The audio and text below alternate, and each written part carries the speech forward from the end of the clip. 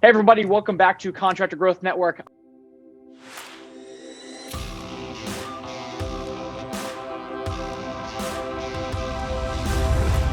Today I'm joined by Tim Brown.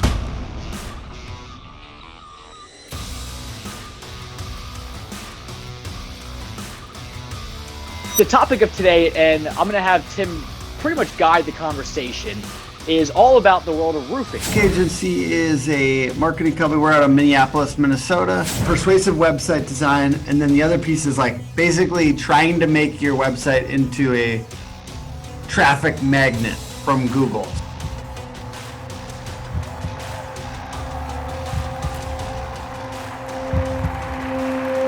But in your world, so like I know all the stuff for the remodeling, like all the pleasurable home service providers. Yeah.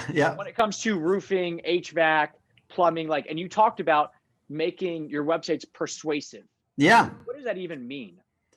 Yeah. So from my point of view, trust is one of the most important things that we can build into our website. And from what I can tell, a lot of contractors grew up or made their money in being able to do the work, but then they learned how to sell, or they're learning how to sell. They're getting better, and they're pretty good. They're good at getting trust quickly, but then when it comes to their website, they don't do it. And it's some of those things like, hey, what would you say if you needed to get trust? This is just a good question to think about. What would you say if you needed to get trust quickly? And they don't know how to do that on their website because they generally have assumed previously to now that if you're going on their website, you had gotten a business card from them or, gotten a referral from your friend. So then trust is already starting to get there. But in a lot of cases now, if we're driving traffic to that website with a Facebook ad or a Google Ads campaign or Google Organic, you've got this disconnect where the person doesn't really know you or care. Mm-hmm. Frankly, no one really cares about you that much anyways, but it's like you need to get the trust quickly by putting things like, in the easiest example is I love a good testimonial section right at the top, like right underneath that hero, that big billboard at the top. And then you got the trust section. Like, to me, it's the photo of the person who left the review, 5 stars, like actual like icon of 5 stars, where the review was left, like a Google logo, and then a brief version of the testimonial. Maybe it's a carousel so you can pop through them, but you're seeing faces and they're not pretty. Half the time they're just Joe Schmo and his wife. You know what I mean? Like, it's not about making this like the most, you almost don't want it to be super polished half the time because you want it to feel like a Google reviews widget almost. You know what I mean? Like, I want this thing to feel very natural and to feel like it's almost pulling directly from Google. And we would only pull ones that really came from Google, right? And maybe the Facebook logo or wherever else a review was left, Home Advisor, whatever else, right? And that's one element of persuasion, which is just social proof. We need social proof to help somebody fully feel like you're good to go. This guy's good to go. Okay. What other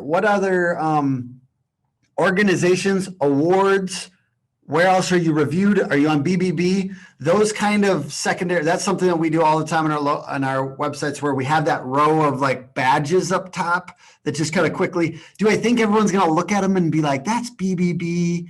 That's the local home show award that they got. I care. No, it's just subconscious. It's just, we put them in grayscale and drop them back a little bit just because it's like, it doesn't like grab attention. The point is it's subconsciously there. Another one is just like, okay, so we talk about trust. Persuasion also includes basically thinking in a too long didn't read format, TLDR, right? Like, they're not going to read, like, we are going to put a lot of content on the page for SEO, but like, they're going to read like 2 sections and then they're going to scan the headlines and then they're going to either contact you or not contact you. But we can put bullet points up at the top with little icons. We can make sure that each headline is well crafted. Like if there's anything to focus on, it's like the copy of your headlines. And I know you know this, Logan, because your website is just so well done, but the headlines in each section are the things that people are scanning to. They're looking at an image, they're looking at a headline, we've done the tracking, we've done the heat mapping, we put this, there's a tool called Inspectlet that allows you to like record everybody on a website. There's several of these, but it just records them clicking around on their site. We see what they do. They go to the headlines, they look at a photo, headline photo, and then they're gone, or they're onto the next page, the next to the service page or whatever. So you just got to kind of think like a user. We want the content there for SEO perspective.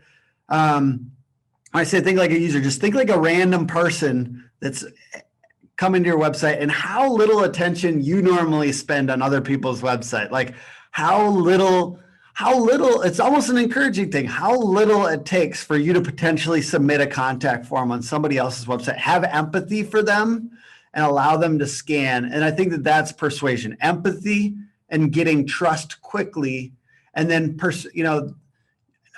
I'm sure you do this on your websites, but it's about having clear call to actions with good copy around the call to action. Maybe trust factors, I call them trust factors, those testimonials, things like that around the call to action, getting them to the next step. So a call to action is just that big button that says get a free consultation or whatever it happens to be on your website. But we want it to be up on the top of the website right away. We want it to be on the top right of the menu. I like it to be on the right above the footer of the website, like on every interior page. I also like, something we've been doing lately is just in blog posts, halfway down the blog post, we're using something called dynamic ads on WordPress, and to have a call to action halfway after like 7-8 paragraphs in blog posts. And we just, it's like almost like a mini homepage section right there. It's just like, you've read some article, let's get into it, so to me, those are elements of persuasion, trust, empathy with the too long didn't read, bullet point type and headline stuff, and then call to actions, making them clear, obvious, good copy, and usually a good image kind of helps with those call to actions. And to me, using human beings, smiling faces, somebody experiencing, like it looks like they could be experiencing the emotional benefit, of what you sell. So like, yes, I like some of our best websites, like or one of our best websites, I think we've got this kid on his dad's shoulders. He's smiling. He's in front of his house. The roof is behind him, but he's just like having a good time. It's not about the roof. It's about the guy and his, protect your home and family, right? Like making it focused on them. Let's talk about that one statement right there. So you just said it's not about the roof. Yeah. What do you mean by that? Walk me through that idea.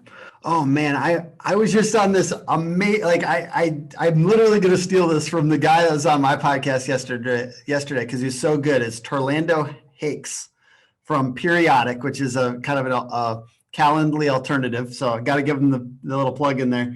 It does appointment setting better than Calendly, apparently. Anyways, the point, he said this, which I was like, having a beautiful home is like the top of Maslow's, it relates to the top of Maslow's hierarchy of need, which is, it's like self-actualization because you're in comfort.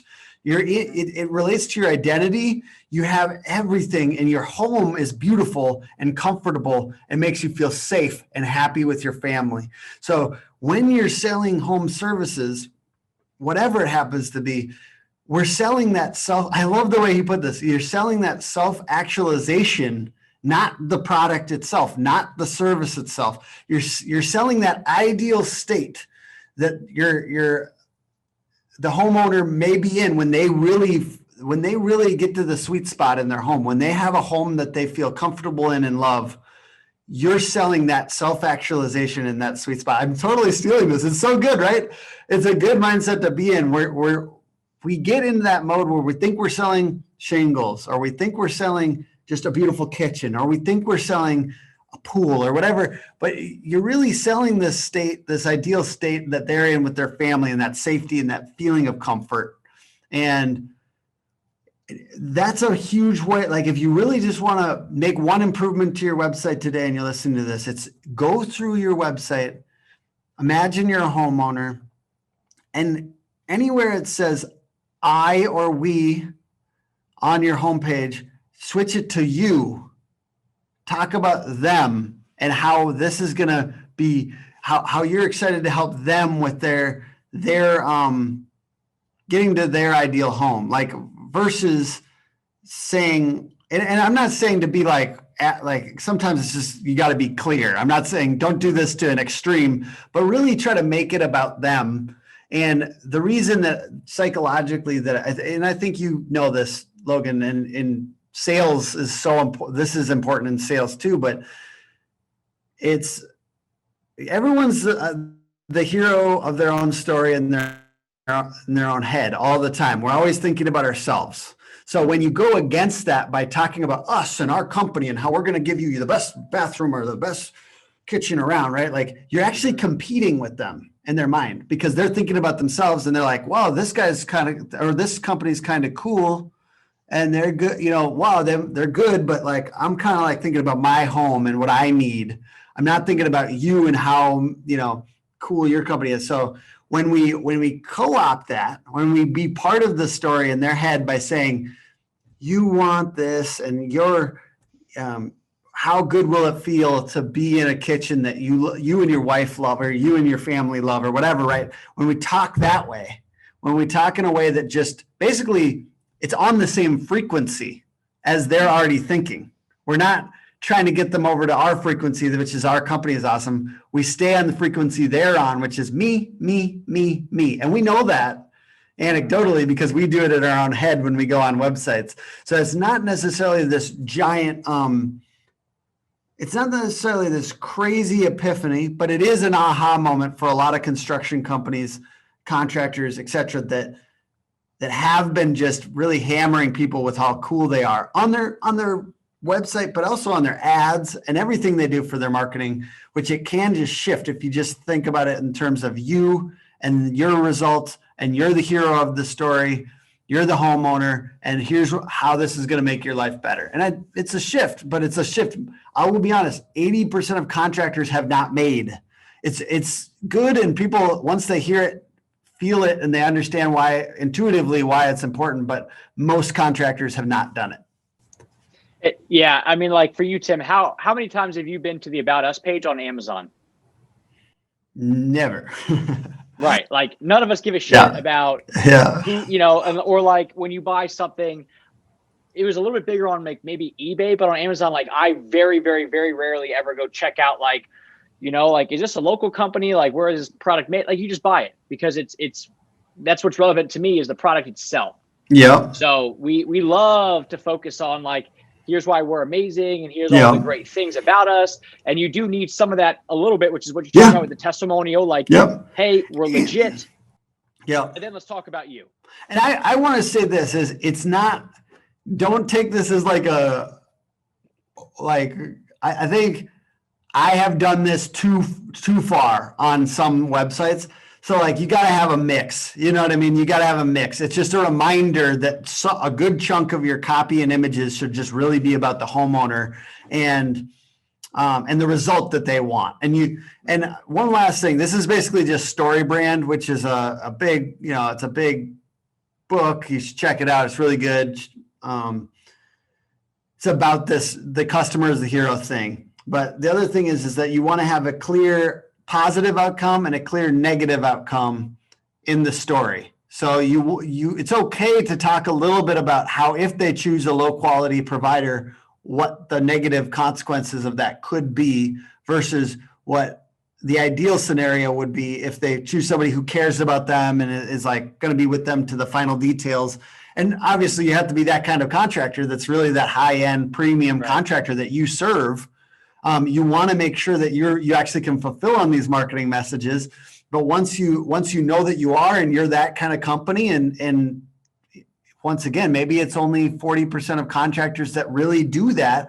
Once you do, you can stake your reputation on that in your marketing and really talk that way. But you can't. There needs to be stakes to the story. There could be a extreme maybe it's not extreme, but the negative consequences of choosing a low quality provider and the ideal future that you want to help them get to, which is, I kind of think of as like the promised land of this story. And you want to outline both of those things. But in the end of the day, you don't have to be crazy about it. Like, sometimes we're doing websites for people and it's like, I kind of like have to talk to our designer, like, because he's really bought into this idea too. It's like, there should be clarity up top on the website about what this is. It should, you go too far down this rabbit hole of like fancy marketing stuff. And it's like, no, we need to make it very clear what this company is and does with the images on right when you land on the website too. That's important. That's empathy, clarity. And you do this when you work with companies, you do this for everybody, or is it just for specific industries that this is really relevant to?